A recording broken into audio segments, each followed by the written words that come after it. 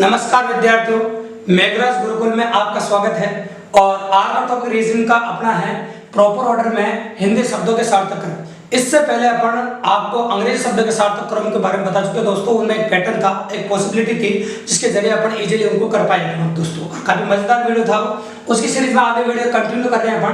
Proper order सार्थक क्रम मतलब हिंदी शब्दों का सार्थक क्रम। वो था आपका अंग्रेजी शब्दों का सार्थक क्रम और यह है आपका हिंदी शब्दों का सार्थक क्रम। तो अंग्रेजी शब्दों का सार्थक क्रम तो वो था, इसके बारे में बात करेंगे आज जो इस वीडियो में पढ़ेंगे वो आपका हिंदी शब्दों का सार्थक क्रम। तो हिंदी शब्दों के सार्थक क्रम कुछ इंपॉर्टेंट नॉलेज आपको पहले से होना चाहिए। ऐसा वो मान लेता है बचपन से कुछ बातों की नॉलेज आपको पहले से रहती है, चाहे वो साइंस से रिलेटेड हो, चाहे हिंदी से रिलेटेड हो, चाहे पेड़ पौधों से रिलेटेड हो, चाहे गणित से रिलेटेड हो या एनी सब्जेक्ट, किसी सब्जेक्ट से रिलेटेड कोई भी नॉलेज को आपको साथ में उसका क्रमबद्ध ज्ञान, उसका पूरा क्रमबद्ध ज्ञान ही सार्थक क्रम कहलाता है। उसमें बीच में अगर कोई भी नाम आपको दे रखा है तो छूटना नहीं चाहिए, बस वो कंटिन्यूटी होना चाहिए। अगर उसकी बीच की अवस्था आपको दे रखी है तो बीच की अवस्था आपको भरनी ही पड़ेगी। तो सैंपल के लिए क्वेश्चन लेंगे तभी आपको समझ में आएगा। तो मैं पहला क्वेश्चन आपके सामने लेने जा रहा हूँ, उसको गौर से देखिएगा। आप देखिए, तो मेरे को आपके सामने प्रैक्टिकल अप्रोच हिंदी शब्दों का सार्थक क्रम है, अंग्रेजी का हम पढ़ चुके हैं। तो पहला देखिए आप, तो मैंने एग्जांपल लिया आपके सामने, इसका नाम लिया महासागर। महासागर का नाम तो आपने सुना होगा। तो महासागर को मैंने नंबर 1 दे दिया। और आप जानते हैं कि महासागर से मानसून उठते हैं। महासागर से क्या उठते हैं? मानसून। इसको अपन ने 2 नंबर दे दिए। महासागर से मानसून उठने और मानसून उठने से बादल छाते हैं। मानसून उठने से क्या चाहते हैं? बादल। और बादल छाने से वर्षा होती है। बादल छाने से क्या होती है? वर्षा। और वर्षा का पानी आप जानते हैं नदी में जाता है, इसको 5 नंबर दे दिया मैंने। और नदी का जो पानी है वापस आपका महासागर में जाता है। इसे बोलते हैं सार्थक क्रम। और इस प्रकार का होता है आपका सार्थक क्रम। इसे गौर से देखते जाए, किस प्रकार की पॉसिबिलिटी है उसी के बारे में बात करेंगे। और सार्थक क्रम अगर हम जमाएं आपके सामने तो सारे सार्थक क्रम कौन कौन से है वो देखो आप। 1 2 3 4 5 ये एकदम सही सार्थक क्रम में कंटिन्यू चल रहा है, बीच में कहीं भी ब्रेक नहीं है और बीच में सार्थक क्रम कहीं भी नहीं टूटा है। ये भी सही है। मैं बोलो 2 से भी शुरू कर सकते हैं, कई बार 2 से शुरू करें तब भी सही है। ये भी सार्थक क्रम आपका सही है। कई बार कोई कहेगा मैं 3 से शुरू करूंगा तो आप 3 से भी शुरू कर सकते हैं, ये भी सार्थक क्रम सही है। देखते जाइए आप। कोई कहेगा सर मैं तो 4 से शुरू करूंगा, बिल्कुल 4 से शुरू करो, ये भी सही है।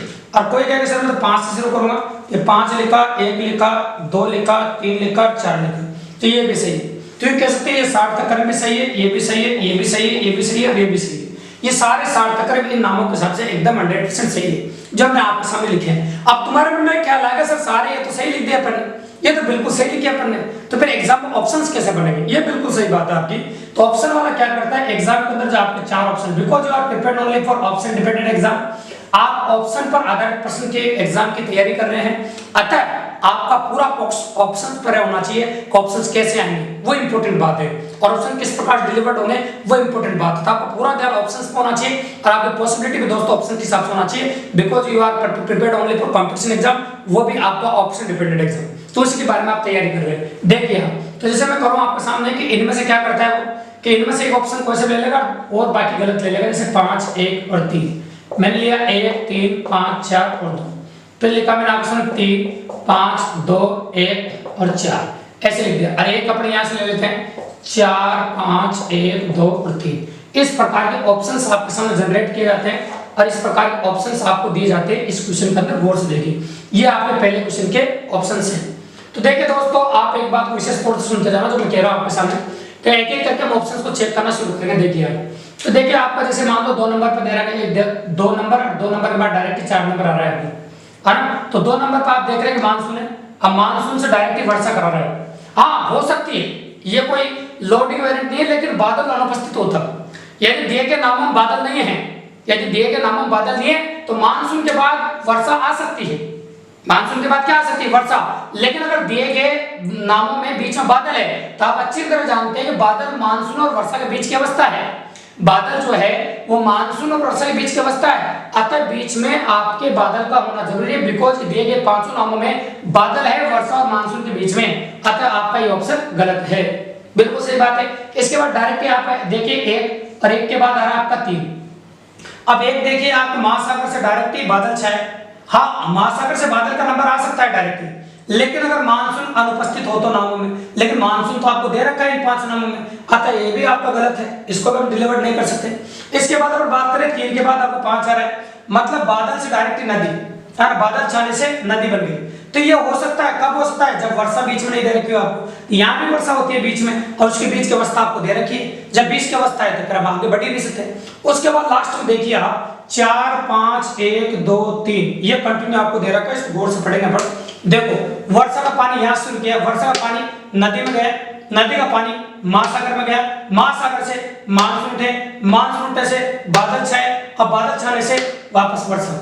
और इस प्रकार से कंटिन्यू आपके चलता रहेगा। सार्थक क्रम में राउंडिंग है, राउंडिंग है, राउंडिंग राउंडिंग फर्दर राउंडिंग चलती रहेगी आपके सामने इस प्रकार से। तो ऐसा हो जाएगा, इसे बोलते हैं सार्थक क्रम, प्रॉपर ऑर्डर।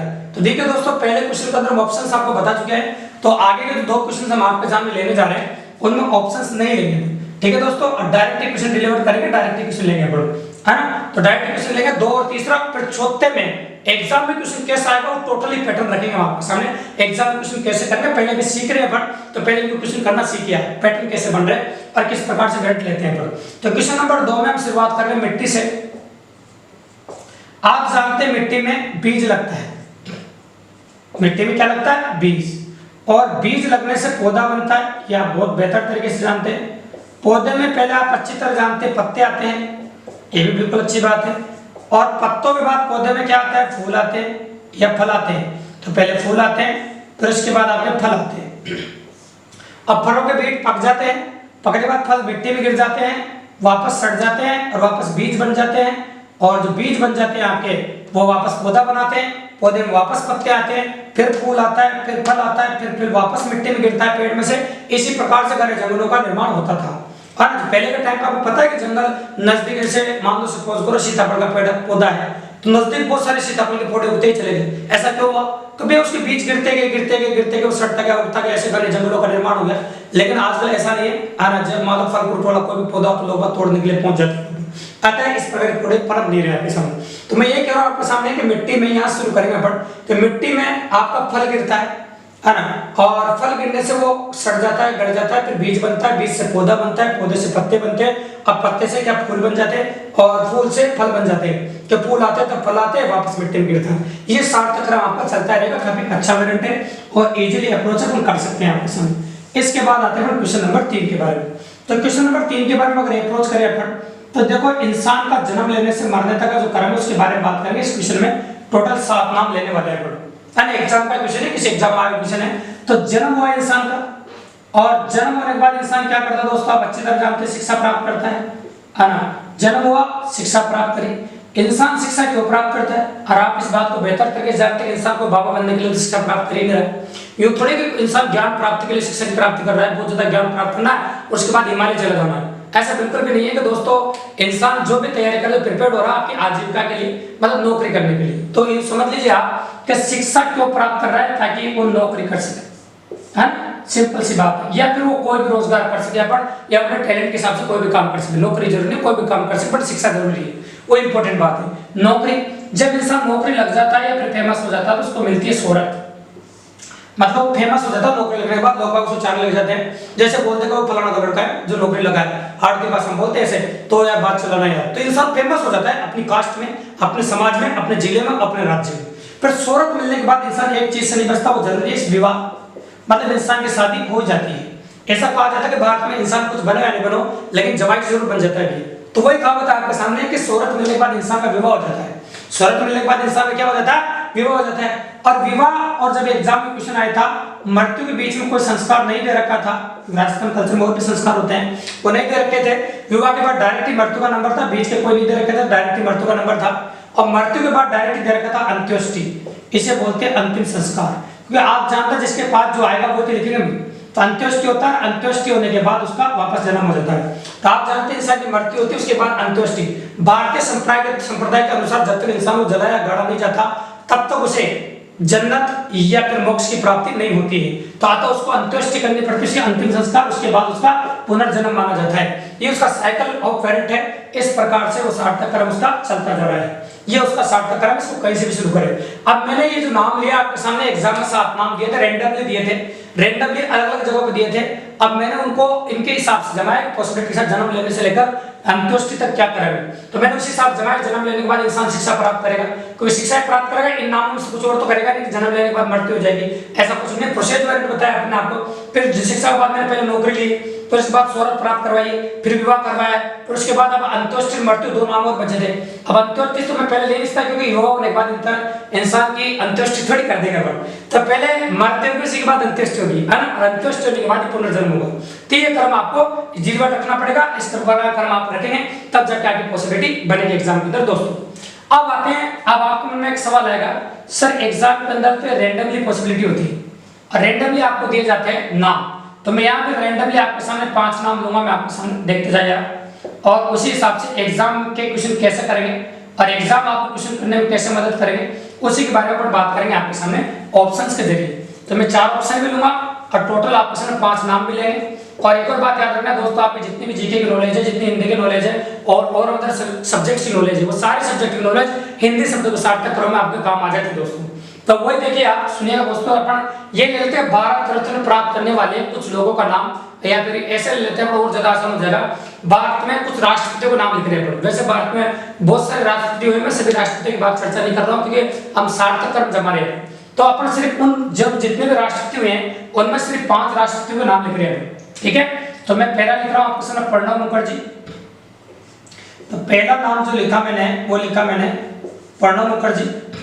फिर दूसरा नाम जो मैंने लिखा आपके सामने द्रौपदी मुर्मू, है ना, द्रौपदी मुर्मू कह सकते हैं। और इसके बाद अगर हम बात करें आपके सामने और पहले रामनाथ कोविंद, रामनाथ कोविंद, ये आपके हिसाब से कोई भी नाम ले सकते हैं पर आप, मैं मेरी मर्जी से ले रहा हूँ, रामनाथ कोविंद ले लिए। फिर लिया मैंने डॉक्टर राजेंद्र प्रसाद, डॉक्टर राजेंद्र प्रसाद। अब फिर मैंने लिया doctor APJ Abdul Kalam, APJ Abdul Kalam. नाम हिंदी अंग्रेजी तुम्हारी मर्जी पर वैसे लिखो, ये अपन तो बस आप समझ लीजिए क्या लिख रहे हैं, डॉक्टर एपीजे अब्दुल कलाम। ऐसे टोटल अपन 5 नाम लिख चुके हैं। अब इनको अपन को जमाना है। तो अब आपके मन में एक ख्याल आएगा, सर पहले से अभी तक जमाने या अभी से पहले तक जमाना है। ये बहुत अच्छा क्वेश्चन आपको बच्चों के मन में सवाल बनता है। देखो तो पहले से अभी तक जो राष्ट्रपति बने थे वैसे जमाना है या अभी से पहले बने हैं अब वो से जमाना है, वो सबसे इंपॉर्टेंट बात है। क्योंकि जितने भी राष्ट्रपति उनमें सिर्फ मैंने 5 राष्ट्रपतियों का नाम आपके सामने लिए। तो दोस्तों पहले से अभी जमाना है, अभी से पहले जमाना है, इसकी मदद आपके ऑप्शंस करेंगे। कैसे करेंगे दोस्तों, जैसे मैं कहूं आपके सामने कि सभी दिए गए ऑप्शन में पहले नंबर पे 4 नंबर ही दे रखा है। दिए गए चारों विकल्पों में एग्जाम का जब क्वेश्चन आएगा तो दिए गए चारों विकल्पों में सभी में शुरुआत में 4 नंबर ही दे रखा है। और शुरुआत में 4 देते हैं तो कंफर्म हो गया, आगे तो 4 नंबर ही आएगा। मतलब नंबर 1 पर आप डॉक्टर राजेंद्र प्रसाद जी जा रहे हैं, इससे निष्कर्ष निकल गया तो आपको पहले से अभी तक जमाना है। आपको कैसे जमाना दोस्तों, पहले से अभी तक। तो पहले से अभी तक जमाने के लिए पहले तो डॉक्टर राजेंद्र प्रसाद अपने सबसे पहले लिख दिया और सब में वही आपके सामने।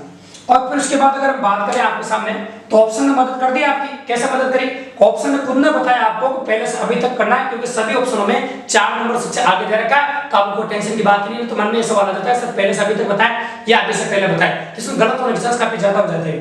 अब इसके बाद हम बात करेंगे कि डॉक्टर राजेंद्र प्रसाद की बात कौन हुआ फिर आपके सामने, फिर अपन लेंगे एपीजे अब्दुल कलाम। तो एपीजे अब्दुल कलाम ले लिया अपन ने 5 नंबर 5 नंबर 5 नंबर। तो 5 नंबर पे सब में ले लिया अपन ने और 5 नंबर पे अपन ने सभी में डिलीवर कर दिया। अब उसके बाद अपन इसके बाद कौन आएंगे, एपीजे अब्दुल कलाम जी के बाद कौन आएंगे आपके प्रणब मुखर्जी। अब प्रणब मुखर्जी अपन ने 1 नंबर ले लिया और इसमें भी आपका 1 नंबर ले लिया। इन दो में अपन 1 नंबर ले चुके हैं, बाद में उनमें चेंजेस कर देंगे, ठीक है। अब उसके बाद कौन आएंगे, प्रणब मुखर्जी के बाद आपका रामनाथ कोविंद। रामनाथ कोविंद जी आएंगे आपके। तो रामनाथ कोविंद जी को लेंगे अपन, तो इसमें ले लेते हैं अपन, ये रामनाथ कोविंद जी ले लेते हैं 3 नंबर और इसमें कुछ और ले लेंगे अपन, जैसे ये 2 नंबर ले लो इसमें, ठीक है दोस्तों। हल्का सा चेंज करेंगे एक के बाद अपन, क्योंकि यहाँ पर अपन 1 नंबर ले चुके हैं, तो यहाँ पर अपन 1 नंबर ले लिया ना, एक प्रणब मुखर्जी ले लिए और फिर उसके बाद अपन यहाँ पे सेम ले लेते हैं। अभी हल्का सा चेंज कर देंगे, ठीक है। एक ले लिया, अब यहाँ पर इस प्रकार से ले लिया अपन। अब इसके बाद क्या आएगा आपका 3 नंबर के बाद, 3 नंबर रामनाथ कोविंद जी के बाद आएगा द्रौपदी मुर्मू। तो ये ले लिया आपने 2 नंबर और यहाँ पर ले लिया आपने 3 नंबर। अब इसको गौर से देखेंगे, सबसे पहले कौन आएगा आपका डॉक्टर राजेंद्र प्रसाद जी, फिर एपीजे अब्दुल कलाम जी, फिर उसके बाद आएगा प्रणब मुखर्जी, फिर उसके बाद आपके आएंगे रामनाथ कोविंद जी, और फिर उसके बाद आएंगे द्रौपदी मुर्मू। इस प्रकार से 60 कर्म देंगे। इसमें भी अपन कर्म जमा देंगे आपके सामने 3 2 1 और 1 2 और 3। इस प्रकार से 60 कर्म अपन ने आपके सामने जमा दिए और पहला ऑप्शन आपका आंसर हो गया। तो इस प्रकार से क्वेश्चन आप कर सकते हैं दोस्तों। तो ऑप्शन ही आपकी मदद कर देंगे, ऑप्शन को आप गौर से देखिएगा, ऑप्शन का खेल है, ऑप्शन ही आपकी मदद कर देंगे क्वेश्चन करने के लिए। तो इस वजह से थोड़ा सा क्रम आपको थोड़ा ध्यान में रखना पड़ेगा। ये क्वेश्चन कई बार कई स्टाइल में पूछा है। शांति के लिए पुरस्कार के लिए पूछा गया आपके लिए ऐसा क्वेश्चन। भारत रत्न के लिए भी 5 नाम देके पूछा गया एग्जाम के अंदर, किसी भी एग्जाम को डाल सकता है, या फिर आपके यहाँ पर राष्ट्रपति का नाम लेके पूछा गया है, या फिर प्रधानमंत्री का नाम लेके पूछा गया है। तो इस प्रकार से किसी भी 5 या 6 नाम ले लेता है किसी भी क्रम में, और ऑप्शन आपकी मदद कर देते हैं, फिर पहले से अभी तक या अभी से पहले तक, इस हिसाब से आपको जमाने पड़ते हैं। तो ये होगा दोस्तों आपका हिंदी शब्दों का सार्थक्रम और हिंदी शब्दों का सार्थक्रम, ऐसी वैरायटी आपको देखने को मिलेगी। ठीक है दोस्तों, तो बहुत जल्दी आपको इस प्रकार के क्वेश्चंस की जो डीपीएस है मेरे फेसबुक चैनल जो पेज है मेघराज गुरुकुल, उस पर डीपीएस मिलने लग जाएगी प्रैक्टिस के लिए। और भी क्वेश्चंस आप कर सकते हैं, काफी मजेदार लेटेस्ट क्वेश्चंस, उनको भी मैं डालते जाऊंगा। तो अगर आप मेरे चैनल पर नए हैं तो चैनल को सब्सक्राइब कर दीजिए, लाइक कर दीजिए, शेयर कर दीजिए। और मेरा जो फेसबुक पर पेज है मेघराज गुरुकुल, और उसको भी फॉलो कर लीजिए दोस्तों। उस पर डीपीएस मिलेगी प्रैक्टिस के लिए आपको, और स्टडी अपन करेंगे आपके इस अपने चैनल पर मेघराज गुरुकुल पे दोस्तों। तो फिर पढ़ते रहेंगे अपन मैथ रीजनिंग इसी प्रकार से। तो बने रहिए मेरे साथ और अपने और भी दोस्तों के साथ जोड़िए दोस्तों, और चैनल को सब्सक्राइब जरूर कर दीजिए, लाइक कर दीजिए, शेयर कर दीजिए, और बेल आइकन को जरूर प्रेस कर दीजिए दोस्तों, ताकि आगे कोई भी वीडियो मैं आपके लिए डालूं तो नोटिफिकेशन आपको सबसे पहले मिले। धन्यवाद।